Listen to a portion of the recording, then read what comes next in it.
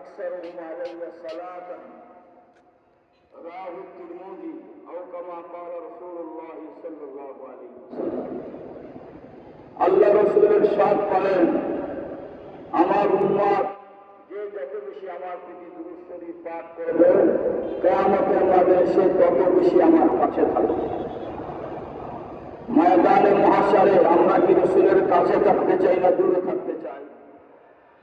দুরূদ শরীফ বেশি করিয়া কম করিয়া, শুদ্ধ করিয়া না ভুল করিয়া, মহব্বতের সাথে নেন নেই।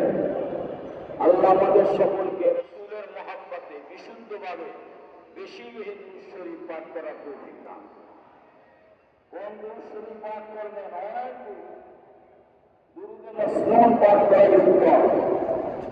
দুরূদে মাসনুন ছাড়াও দুরূদে মানকুর আছে। আউলিয়া কেরাম